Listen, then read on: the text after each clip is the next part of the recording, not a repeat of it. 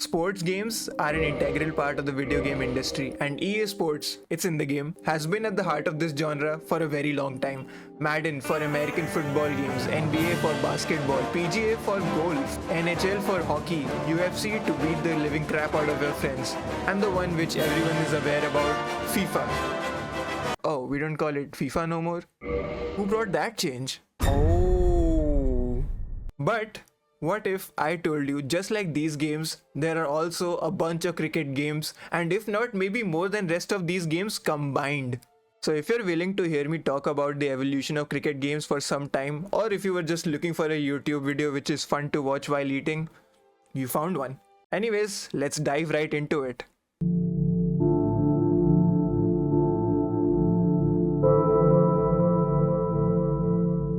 The first cricket game to grace our planet Earth came in the year 1985. Pull that IBM computer out, boys, cause we're playing Graham Goode's Test Cricket, released in the year 1985. Now when you look at the gameplay of this game, I bet you're just confused looking at the gameplay, but again, it's a 1985 game, and one funny thing that I noticed was, if you look at the batsman, I bet the batsman, if you fuck up and he gets out, that batsman is gonna come at night to haunt you. That guy looks straight up evil. Moving on in the cricket games timeline came international cricket in 1992, and then that game went super saiyan and came super international cricket in 1994. Rest in peace, you king.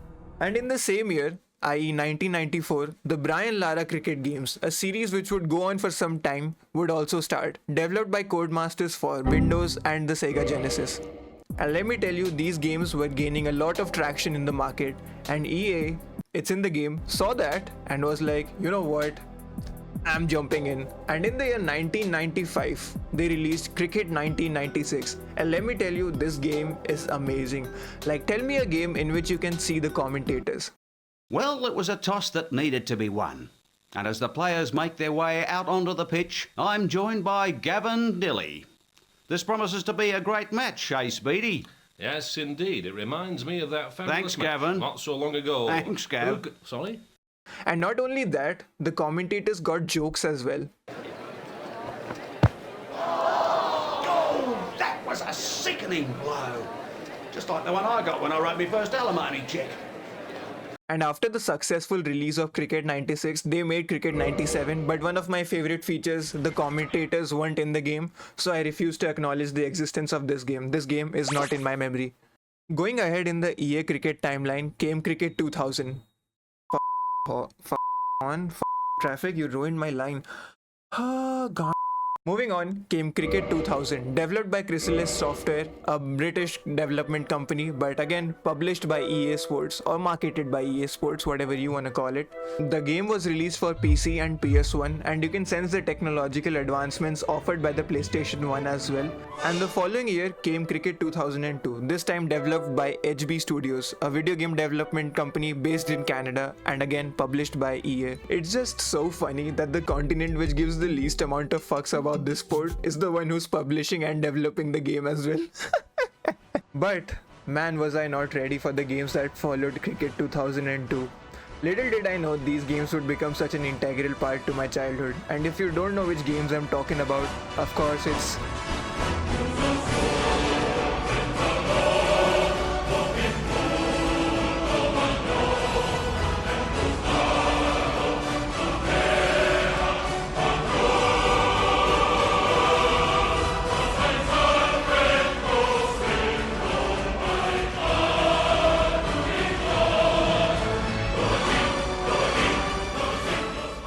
all good things come in threes.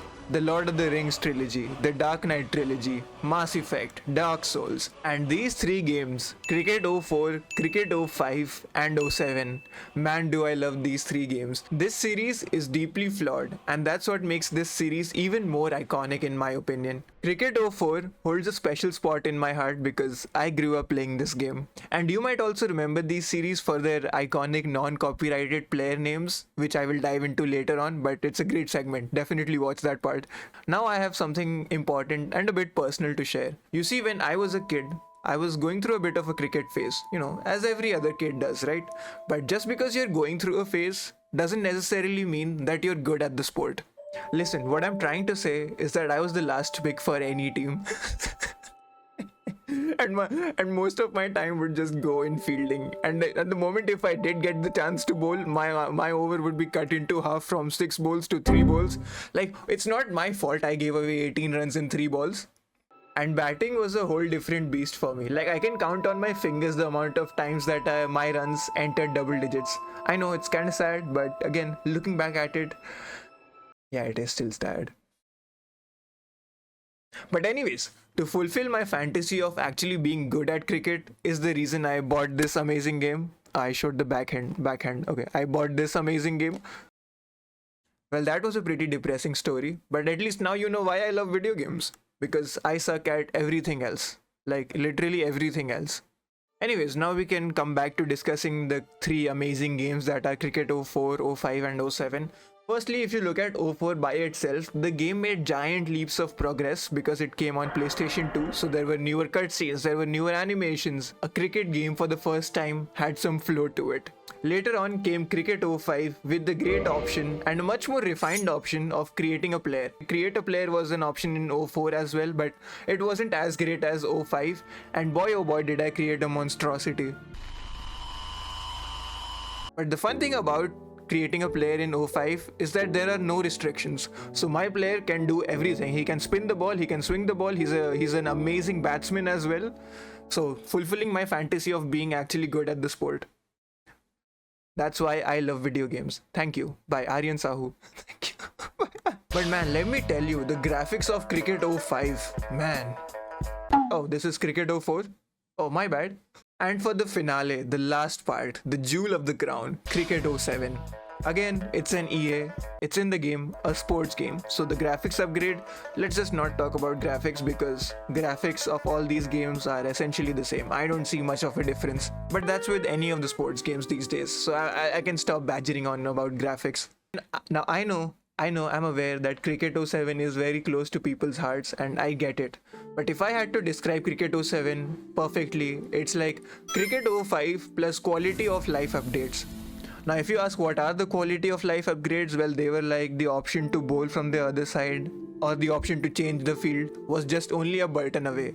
I know, which sounds like such a boring point, but trust me, when you play the game, especially Cricket 05 and Cricket 04, pausing the game every time to change the field or to go bowl from the other side, it starts to get annoying a bit. But again, not gonna make fun of the game much because I know how close this game is to people's hearts, so good game. But another great thing about Cricket 07 that I said I was going to talk about, the non-copyrighted player names. So we're gonna do a game show. Welcome to Guess the Player's Name with Aryan Sahu. The rules of the games are pretty simple. I'll put the image of a very famous cricketer on the left and you just have to guess the player's name in Cricket 07 on the right. Got it? Easy?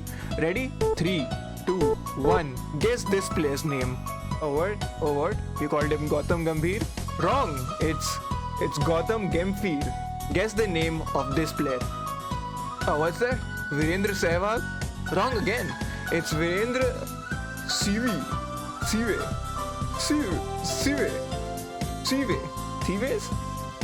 Or are we playing GTA Vice City? Oh, this is an easy one. Guess the name of this player. Oh, what's that? Sachin Tendulkar? You're wrong again. It's Sachin Tendehar. Next up, and this is my favorite one. Guess this player's name. Oh, what's that?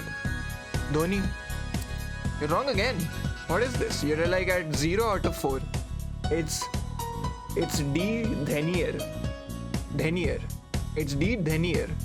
But at least he has the long hair, you know. Now, if you ask why haven't you shown any Australian, New Zealand or English players, because those cricket boards actually gave the right to the name of the players to EA. Indian board like BCCI was like...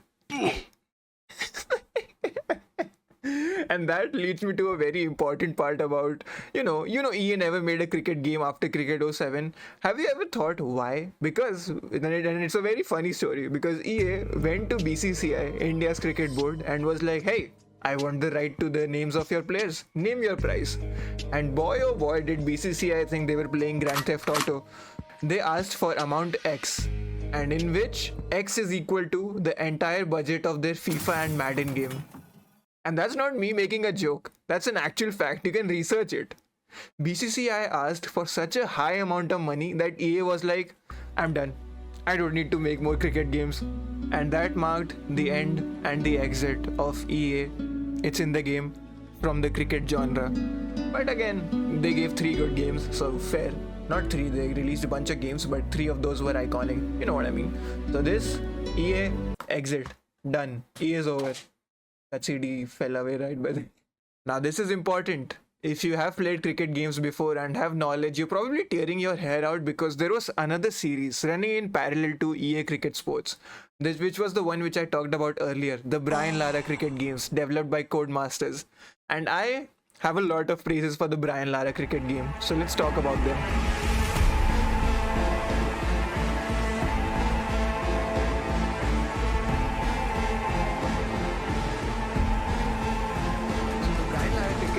Started in 94, also ended in 07 by the way.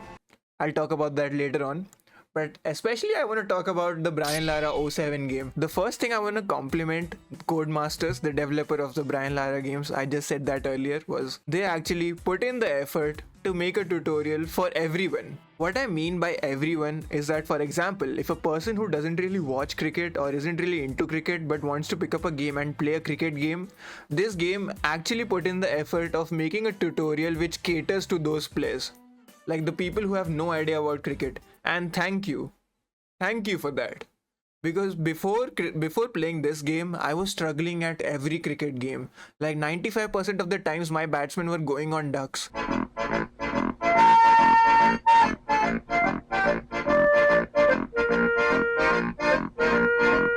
So thank you for putting an actual tutorial in. You don't know how much it meant to me. And the game itself, like the game in overall, the presentation, the graphics, the gameplay wise, there was actually a much better flow than Cricket 07. And I know it's a bit of a personal opinion, some people like EA more, but I personally like the Brian Lara games more. Again, it's just an opinion. If you're pretty upset about it, you're probably typing a comment or disliking the video, but I don't know what to tell you. Fun fact about the Brian Lara games. Did you know that Brian Lara games also tried to capture the Indian market? And if you ask how, and man, I have to say it's a genius move. They just essentially removed Brian Lara's name and put Yuvraj Singh's name on the game. Marketing. And did that marketing move work? Can you guess? Of course it didn't. And that's also when the Brian Lara series threw in the towel. Like, we're done. The Brian Lara series ends here. So Indian market 2, video games 0. And after the Brian Lara series ended in 2007, came a very good cricket game in 2009 called Ashes Cricket 2009. People like this game and I also like this game. Just one funny thing about the game is that the sizes of heads of the player is just too disproportionate. It looks like their head is gonna explode any second. Before I move ahead, there's an important game that I want to talk about. And honestly, a lot of people might not know about this game, but that's what makes this game even more amazing. I'm talking about street cricket.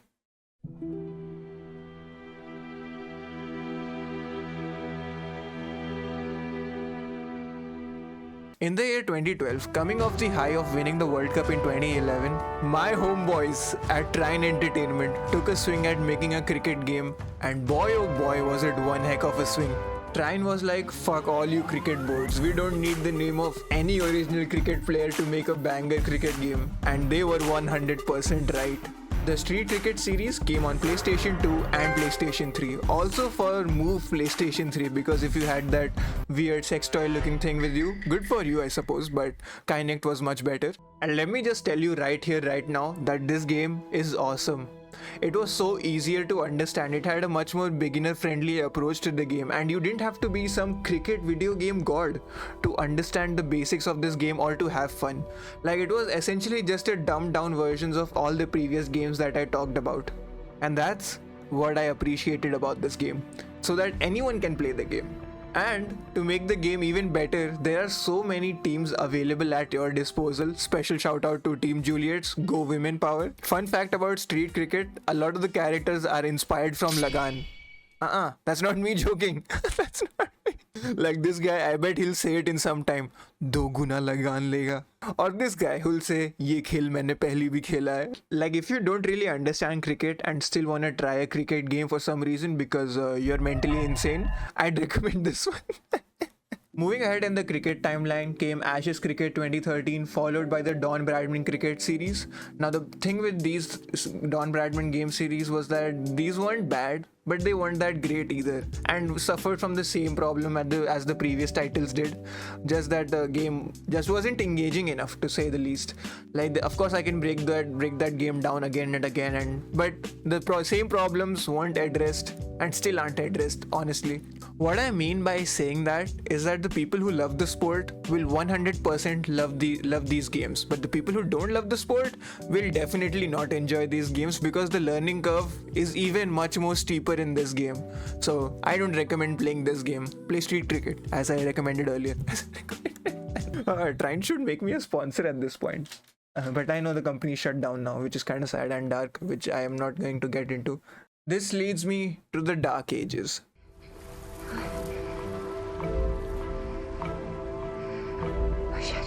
Oh shit.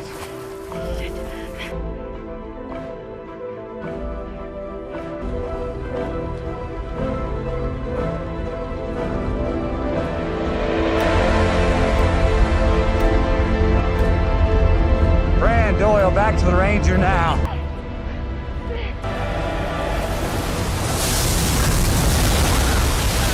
You see, after the Don Bradman game series, something major happened in one of the biggest markets for cricket games, that is, my country in India.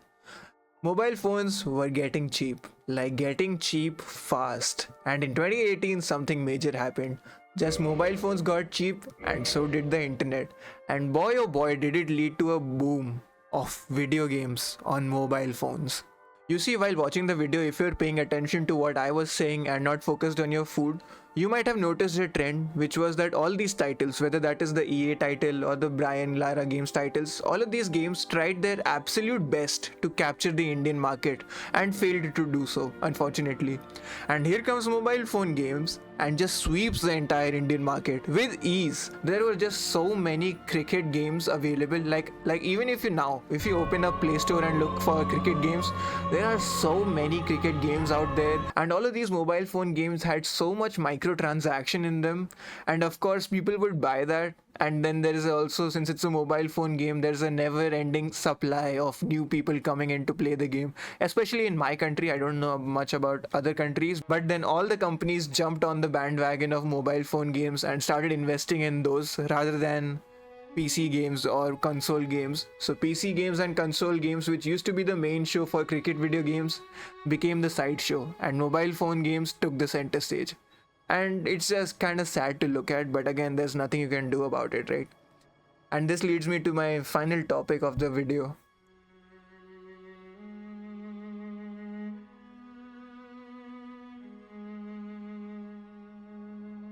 When I talk about modern game titles, I want you to consider that I take these two games as benchmark, that is Cricket 22 and Cricket 24, both developed by Big Ant Studios, an Australian-based video game development company, and these games are pretty good. Like, don't get me wrong, these games are amazing and graphic fidelity is incredible. It's one of the best that I've seen for sports games. Like, you're probably looking at the gameplay of this game and telling yourself, holy shit, this game looks amazing. And you're not wrong. But again, I'm not wrong either when I say that I don't see any gameplay changes in these games since Cricket 07. Right? I'm not the only one who thinks that, right? And you know what? It's not the developer's fault either. I don't know a nice way to say this. Cricket sucks. What? No, all right. I know that sounds bad. Alright, let me explain. Don't get mad. Cricket sucks as a video game. Better now? You see, what is the basics of a video game? A video game is something that is meant to keep you engaged and have fun throughout your entire experience. Okay, consider this example. I have a few friends who love cricket, but when they get the chance to play FIFA, they love it. Why? Because FIFA is easy to understand. There's no complicated rules to like, oh, here's your front foot, oh, use your back foot, oh, your shot selection was wrong. You see what I'm trying to say? It's much too complicated to have fun in a cricket game. Like in FIFA, even if you don't know the rules, like you don't know the buttons exactly, there's something you can do. Like you can just button smash and something nice will happen. So same cannot be said about cricket. It is what it is, right? Cricket as a sport is much more complicated than any other sport. Of course, there are other complicated sports as well, but when it comes to making a video game, I think cricket is the last topic that video games should be made on. Unless you somehow find a way to simplify the process and make it in such a way that it caters to everyone, not only cricket fans. Because let's be honest, every video game is there to make profit to the business. And if the market is able to capitalize on everyone and not focus on only a certain niche, of course it's better for the company as well. Like I bet if you love this sport, I would and I will recommend like 95% of the games that I touched upon. But on the other hand, if you don't really know about the sport and are looking into playing any of the cricket games, I won't recommend like 99% of the games that I talked about. And that's just the harsh reality of cricket games. There's nothing you can do about it. So, is it still a good idea to make cricket games? If you ask me, of course it is. Because whether you like it or not, the market for cricket is huge. And even though India is like 90% of that market, but still. But that also leads me to an important factor. And everybody knows about this, that the Indian market don't want to pay for stuff. So if you're watching anyone from big ant studios, please reduce the price of Cricket 24 and 22 so at least people can afford the game. Or at least let the game go on sale. And that's it. I'm done. Thank you for watching the video. I bet you'll probably forget about all the stuff that I talked about. But at least now you and me, we both know a lot about cricket games. So the next time you go on a date and are struggling to talk about stuff, bring up the history of cricket games. I bet that's gonna go down great. Anyways, thank you for watching, and first of all I wanna commend your attention span. Congrats on making it to an end of a pretty long video. And if you did, please comment down below your thoughts, and please definitely let me know if I forgot something or if you just want to share your experience of playing any cricket games. And I'll see you guys in the next one. Bye.